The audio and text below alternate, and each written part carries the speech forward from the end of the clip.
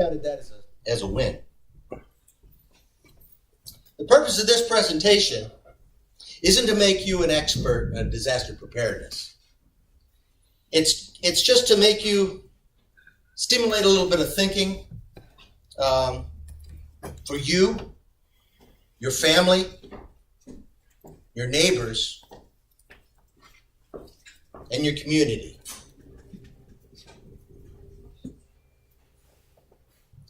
We're going to talk a little bit about the who, what, where, when, why, and how of planning. Who should plan? Who should plan for an emergency? Who's responsible for what? What exactly is a disaster? What constitutes a disaster? Should I plan? What should I plan for in a disaster? Where do I need to plan? Where do I find help? Why do I need to plan anyway? There's a lot of folks who figure, oh, hey, there's a problem. There's not going to be a problem. Why do I need to plan? How do I start planning, and how long should I plan for?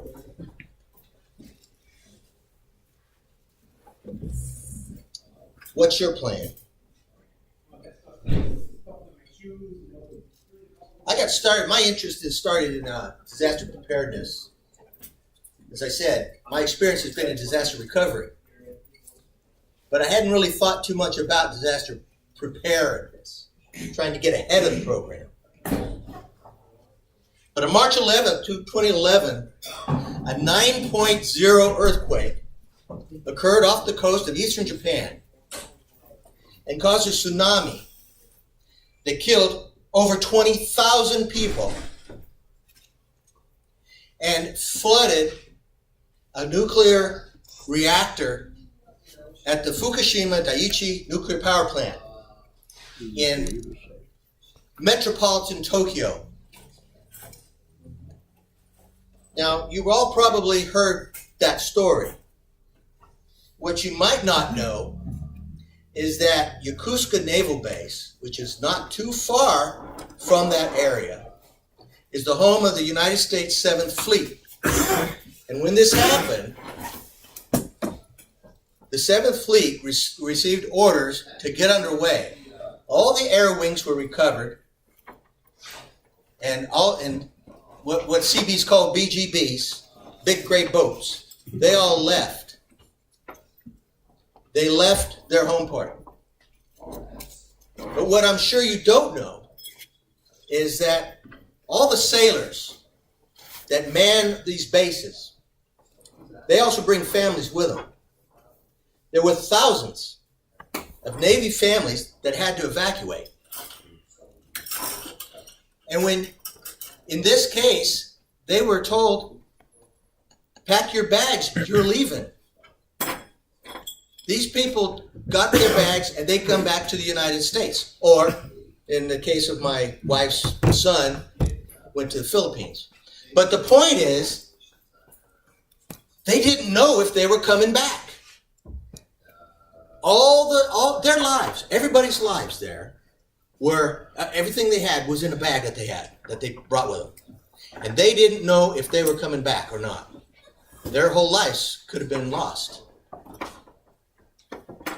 So that got me to thinking, what's my plan? What would I do? Holy crap, I don't have a plan.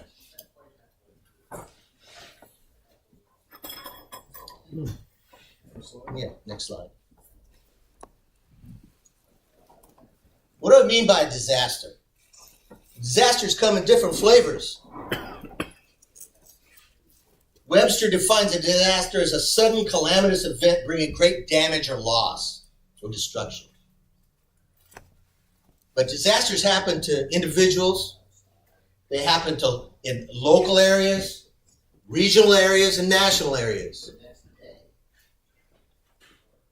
If my house burns down, that would be a disaster to me. Wouldn't hurt Jerry at all, though. Okay? In a local, if Onondaga County has a problem, okay, then that would be a local disaster.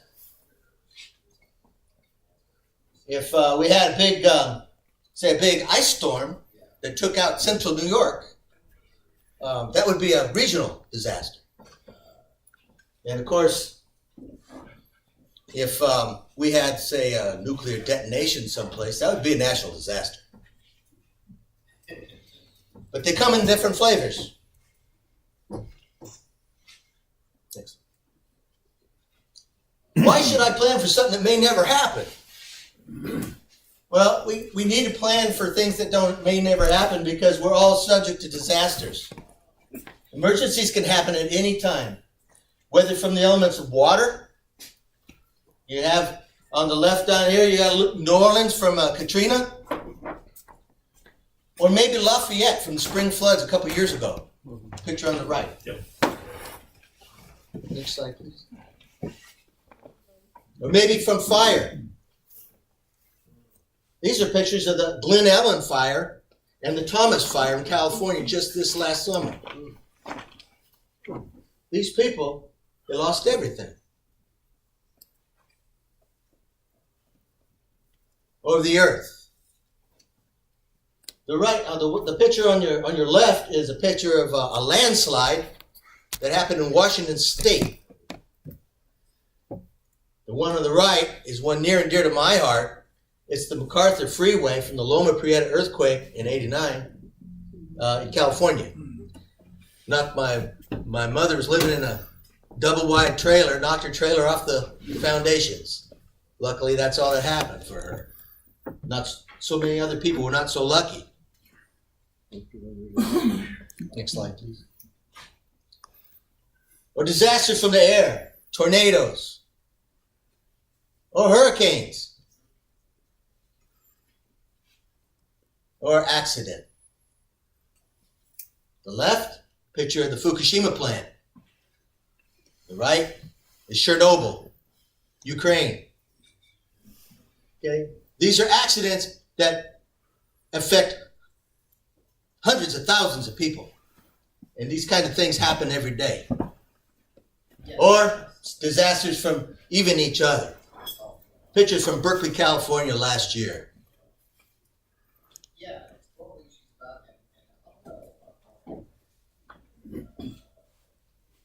Well, who's responsible for disaster planning? Preparedness starts with you, the individual.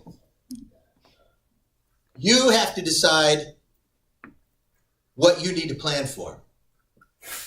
You and your family, you get with your family and make it a family affair. Your neighborhood. That's probably would be one of the toughest things to do because nowadays people just don't know their neighbors like they used to. They just don't. But in the event of a disaster, in the event of an emergency, your neighborhood is going to be, it's going to be very important. City, town, county government. They're responsible for infrastructure, for maintaining, to getting the lights back on, to getting services, roads cleared and services, police, fire, emergency rescue, taking care of things like that. And the state and federal governments, their job is to support city, town, local, county government.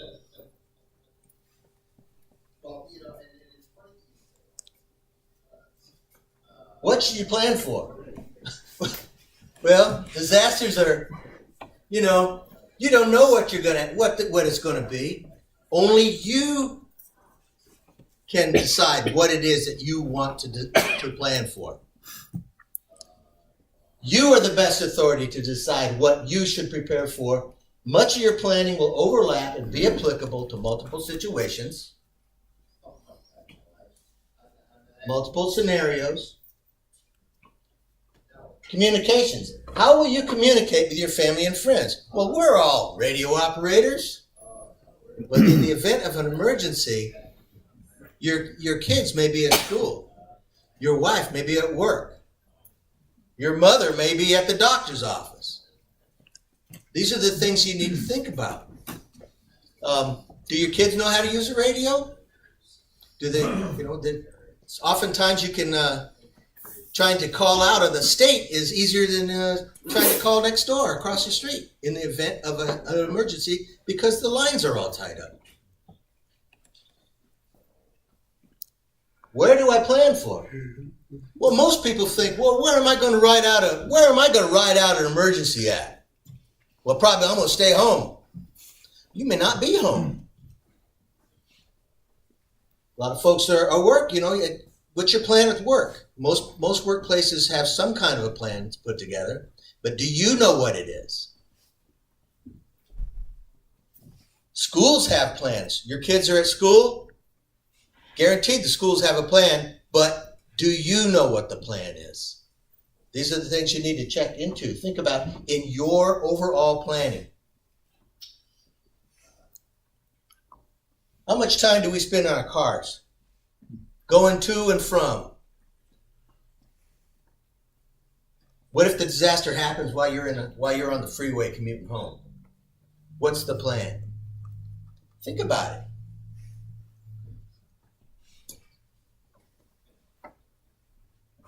When should I start to plan? Well, now. Now's the best time. No time like the present. Preparations and planning is an ongoing process. You sit down and you think. Just think about it. It doesn't have to be a set plan ready to go tomorrow. But you need to start working on it today. Sit down at the table. Bring your family together. Talk about it. See, come up with a plan that you can all work with. The kids, God bless them, they have some pretty good ideas sometimes. So don't underestimate them. Always include your kids in the planning process. Conditions change. Many of your preparations and supplies have got to be rotated and refreshed on a regular basis. Consider drills to exercise your preparedness and to hone your plan. How many people here are volunteer fire department, firefighters? Anybody?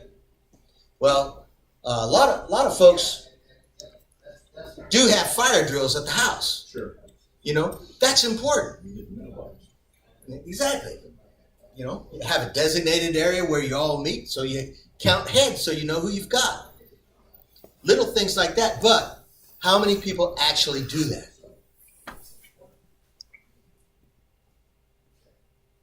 How do I start planning? Well, the first step in disaster planning is identify problems that you're most likely to experience. In New York, a blizzard or an ice storm, that we stand a good chance of having something like that. Oh, yeah. Okay? But it's going to be a lot more likely than a tsunami. But in Hawaii, a tsunami or volcanic eruption is more likely than an ice storm. Oklahoma, tornado is more likely than a hurricane. Take stock of what you're most likely to have a problem with. And don't underestimate the obvious also. The biggest number one disaster that hits people in this country is a house fire. A house fire. Do you have working fire extinguishers at the house? Working smoke detectors? Do you know how to use them? Does your family know how to use them? Those are the things you need to think about. So how do I start planning? Well, once you make a list of potentials, you can start to formulate a plan. Whether it's ice, flood, fire. Many of these plans, like I said earlier, are going to overlap. Some of your planning is going to overlap for all of these things. Thanks.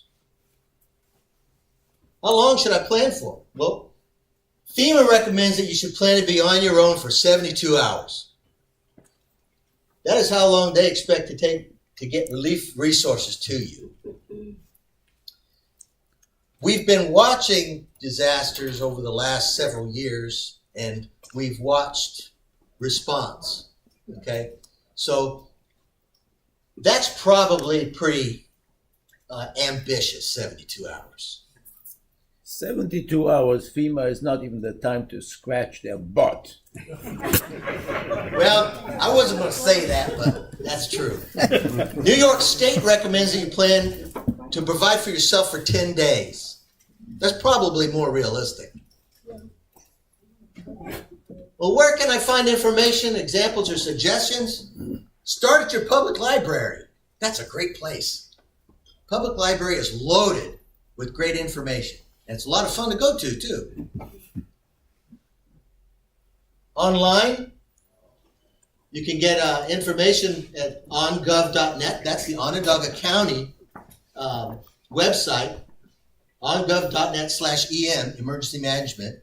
They can give you tips and links where you can get more information.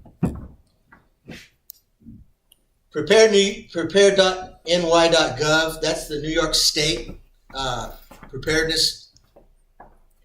They actually have a preparedness class coming on Wednesday, January 31st. You're stealing my thunder. Okay. Sorry. Yeah, you're absolutely right. There's an upcoming class soon. All you got to do is go online and register for it. And you get a nice little bug out bag. You mean like this? Like that, yes. That's right. Your tax dollars at work. Okay? Sign up, attend the class. It's only like an hour and a half, 2-hour class, okay? Onondaga County? It's Onondaga County. Well, actually, it's run by the state. So But- which website is it? It's website, the preparenewyork.gov, second one down. Okay. You go online there and register. You attend the class. They'll give you a starter kit. It's a prep bag, 72-hour kit, and it's, like I say, it's a starter kit. It's by no means all-inclusive. So, but it gets you to thinking, and that's the whole point. Training at FEMA, that's more information. And I put up here YouTube because I love YouTube. There's a lot of great information on YouTube. Well, there's a lot of other information on YouTube also. Take what you need and leave the rest. Okay? You can learn a lot, and I can guarantee you will be entertained. Prepper friends and family. If you probably know folks that are interested in prep or family members, pick their brains. You know, some of their ideas may not be yours, but they have good ideas. Some of the ideas may work just really well for you. Again, you have to choose what is best for you and your family. Sign up for and attend a citizen preparedness workshop near you. The next one is going to be at the Onondaga Free Library. Go on that line and sign up. Think about signing up for Red Cross first aid class, or a CPR, or what do they call those machines? Those heart machines? ADR? The defibrillator. AEDs. They have classes that teach you how to use those too. And those are becoming more and more available Every time I go. throughout Class is the. full. Sorry, Class is full. this class. Well, There are others. there'll be others. There's another class in May 7th, right here in Liverpool. Okay. So it's coming. They're around. So take advantage of it. This class up here is free. It's the one Prepare New York, your citizen preparedness class. It's free. So all you have to invest is your time. Any questions? That concludes my presentations, ladies and gentlemen. Thank you very much.